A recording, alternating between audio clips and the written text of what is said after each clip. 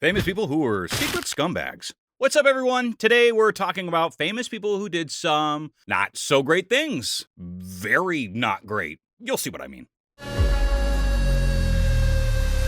Let's start with Alfred Nobel, the guy the Nobel Peace Prize is named after, remembered as this champion of peace and human achievement. But here's the irony that'll blow your mind. Alfred Nobel made his fortune by inventing better ways to kill people. Nobel invented dynamite, ballistite, blasting caps, detonators, and all sort of things that help people, to blow people up.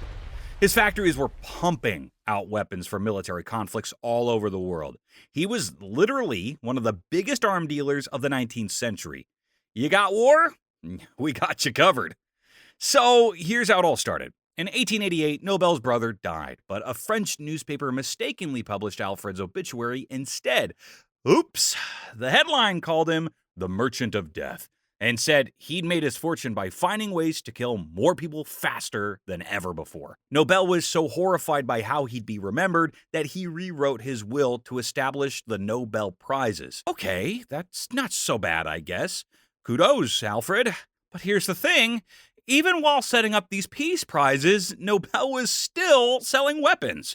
Right up until his death, his companies were manufacturing explosives being used in wars around the world. Okay, not cool. I'm taking back my kudos, Alfred.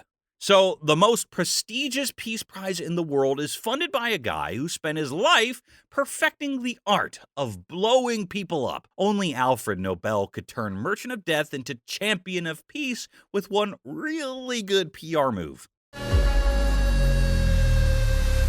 P.T. Barnum, the greatest showman, founded the circus that became Ringling Brothers, basically invented modern entertainment. Thanks to that Hugh Jackman movie, he's remembered as this champion of outcasts and misfits. But the real Barnum was exploiting people, not celebrating them. His famous freak shows weren't empowering exhibitions. They were straight up human zoos. He'd find people with physical disabilities, then parade them around like animals for paying customers to gawk at. Take Joyce Heth, an elderly enslaved woman who Barnum claimed was George Washington's 161-year-old former nurse. When she died, Barnum held a public autopsy to prove her age, basically turned this woman's death into a ticket-selling event. Then there's his What Is It exhibit, a disabled man who Barnum forced to pretend he was a missing link between humans and animals. Audiences would literally stare at this man like he was a zoo animal. Barnum promoted fake exhibits constantly. His Fiji mermaid was a monkey torso sewn onto a fish tail, but he marketed it as a real mermaid. The Hugh Jackman movie shows Barnum giving outcasts a place to belong. The reality, he exploited vulnerable people's differences to make himself rich, while treating them as less than human. There's a reason he said there's a sucker born every minute.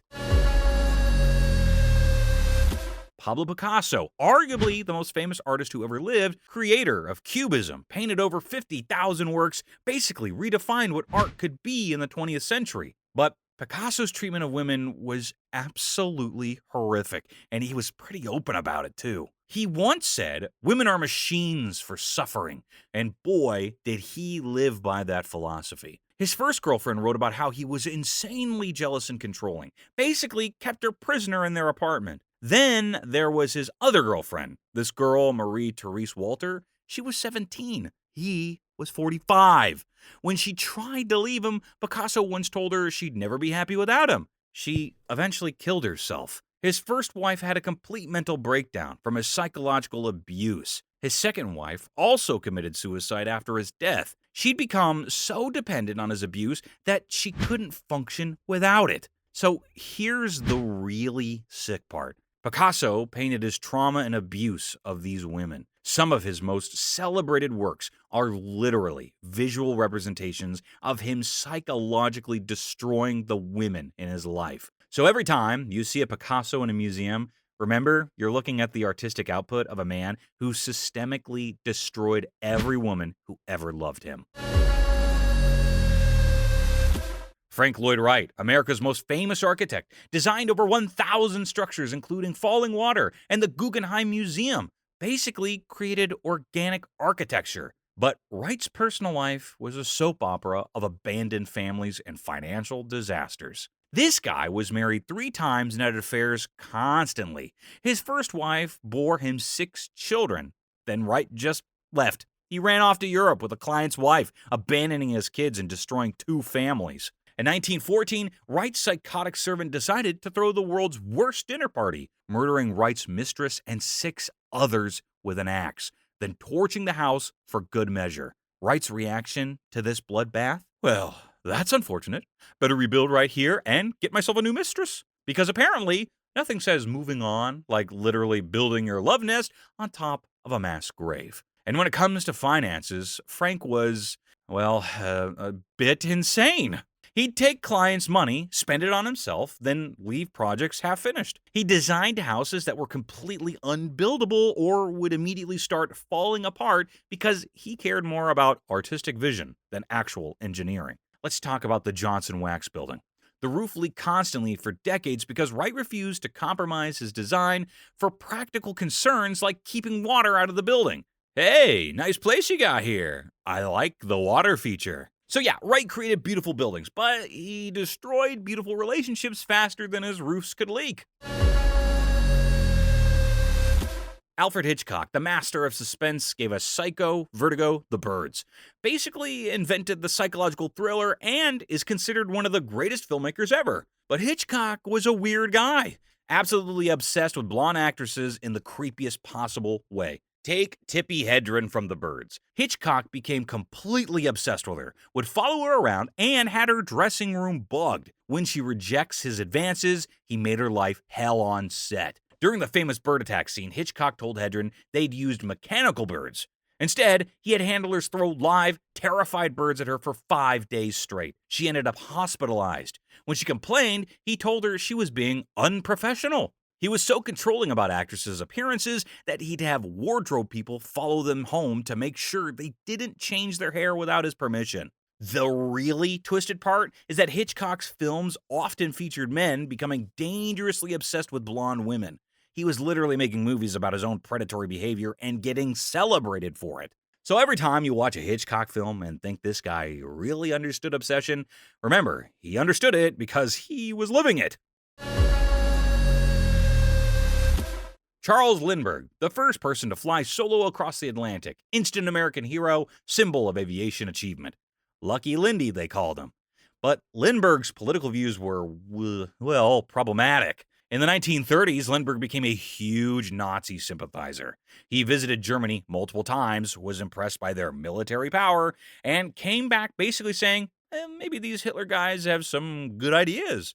Yeah, go figure. He worked tirelessly trying to keep the U.S. out of World War II.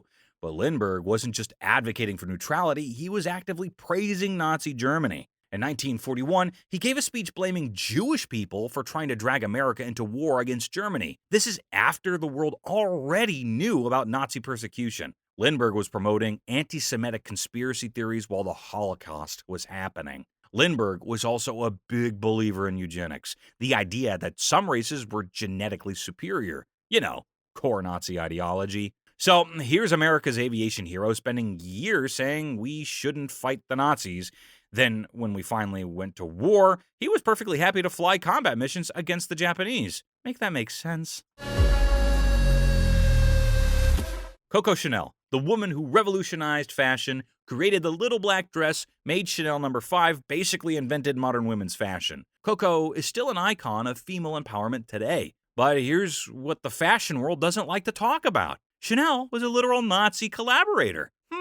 I wonder if she knew Mr. Lindy. During World War II, while Paris was occupied, Chanel didn't just keep her business running, she moved into the Ritz Hotel with her German officer boyfriend, who was an actual Nazi spy. She used her Nazi connections to try to steal back control of her perfume business from the Jewish Wertheimer family, who had been her partners. Basically, tried to use Hitler's anti-Jewish laws to commit corporate theft. After the war, when the Allies were rounding up Nazi collaborators, Chanel fled to Switzerland. She only returned because Winston Churchill intervened on her behalf. The craziest part? The fashion industry just forgot about all this. By the 1950s, she was back to being celebrated as a fashion icon. And today, most people have no idea about any of this. So every time someone pays $5,000 for a Chanel bag, they're celebrating the legacy of a woman who tried to help Hitler win World War II. And now, last but not least, well, okay, maybe least, yeah, definitely way least, Mr. Rogers. Okay, I know what you're thinking after all that darkness. Surely Fred Rogers, Mr. Rogers, surely he had some terrible secret, right? Nobody's that genuinely nice, especially not on television. Well, I've got some shocking news for you. Mr. Rogers was actually exactly what he seemed to be. We looked everywhere. This guy is a saint. I know, plot twist, but seriously, people have tried for decades to find dirt on this guy. Tabloids, conspiracy theorists, cynical journalists. Everyone was convinced there had to be something dark hiding behind all that wholesomeness. The worst thing anyone's ever found about Fred Rogers is that he was a vegetarian because he didn't want to eat anything that had a mother. That's it. He answered every piece of fan mail personally, kept in touch with kids for years after they'd grown up, and when he won his Emmy, he asked for a minute of silence so people could think about someone who helped them. So after 8 examples of terrible people, here's your reminder that sometimes the person you think is good actually is good. Mr. Rogers really was your neighbor. So, there you have it. 6 beloved icons with dark secrets, and one plot twist that not everyone famous is secretly horrible. Though, let's be honest, the Mr. Rogers thing is probably the biggest shock in this video. The pattern is clear. A lot of the time, famous people are hiding seriously dark stuff. But every once in a while, someone genuinely good comes along. If this video destroyed and then slightly restored your faith in humanity, hit that like button. Subscribe for more uncomfortable truths about famous people, and let me know in the comments which shocked you most. The dark secrets, or the fact that Mr. Rogers was actually perfect?